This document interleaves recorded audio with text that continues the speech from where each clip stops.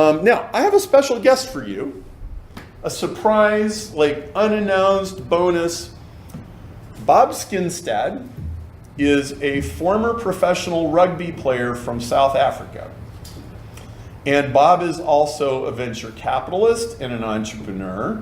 Bob, I want you to come in here and talk for about 5 minutes about how you used 80-20 in rugby and then ping over into how you use it in business. So give this guy a hand.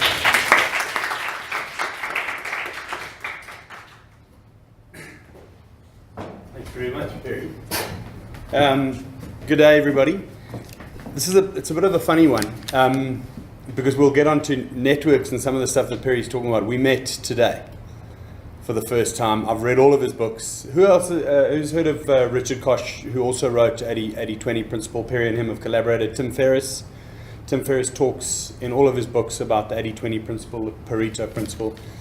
20 years ago, I picked up the first book by Richard Koch about the 80-20 principle. I was a professional sportsman. I'd been traveling the world. We were playing in Russia and Romania and France on a tour.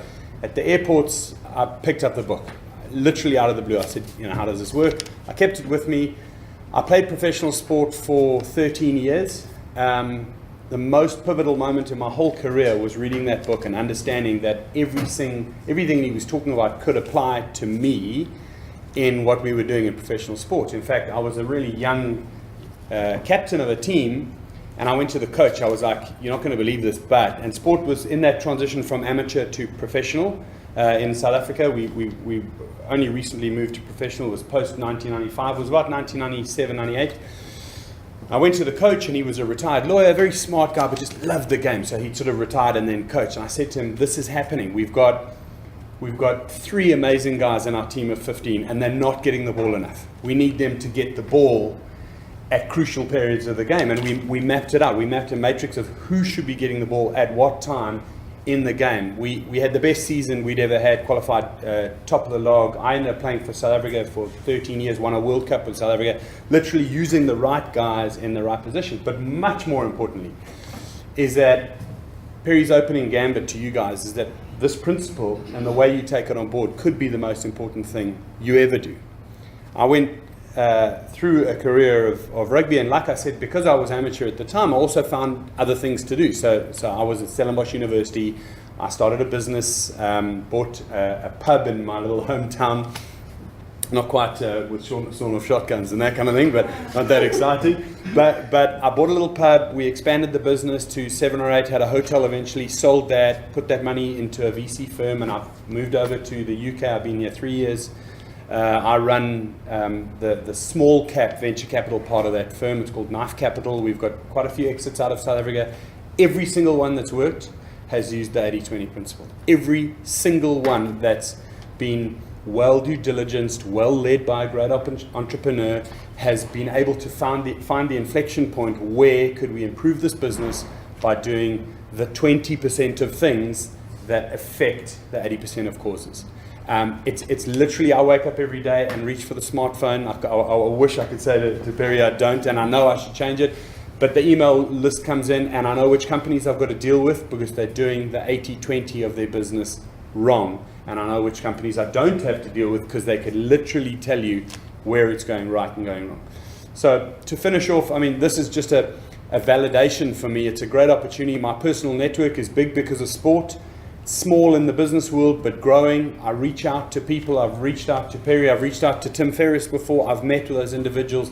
They've touched my career more than any course I've ever done.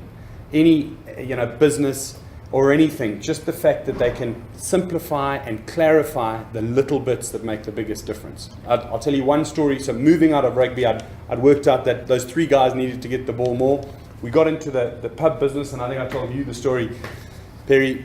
I bought this pub with an ongoing, it was a going concern. We had a management team in there, and one of the items on the menu, which was a 36-page menu, was a tomato tart. So when I talk to kids at the university that I went to, which is the University of Stellenbosch in Cape Town, I talk about teamwork and a tomato tart. Now, I've never eaten a tomato tart. We had it on our menu. I think we sold 3 per year.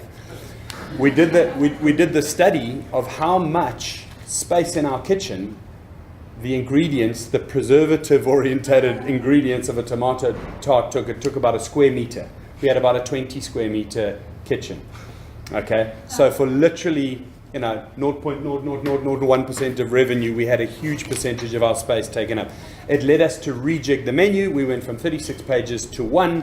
We spent 4 months just literally taking the slips and working out what people were eating on the menu and their contributions to revenue. Changed the entire restaurant menu, expanded from 1 shop to 7 over 18 months. They hadn't got out of that town for the 10 years before that they'd owned it. And it literally, for me, is an example you can use anywhere. Which parts of your day, which 1 minute, $1,000 an hour part of your day is affecting you the most. And to be honest, I'm going to jump off now, Perry. What a great privilege, but I'm learning more over there than I am when I'm talking. So thank you very much for having me. It's great. Thank you. Who's the fix-a-restaurant guy from America? I forget his name. They bring him in. He has a reality TV show. Gordon Ramsay. Gordon Ramsay says that the way you make your restaurant famous in your town is you have one dish that's amazing. Not 36 pages of menu, where you do 186 different food items in a mediocre way. It's like if you have an Italian restaurant and your lasagna is awesome, that is what's going to fill your restaurant. And so 80-20 is no. 80-20 is saying no to 80% of all the stuff out there that you can't do well. Even if you did it well, it wouldn't matter that all. The tomato tart, I'm sure, was great. And they sold 3 of them a year.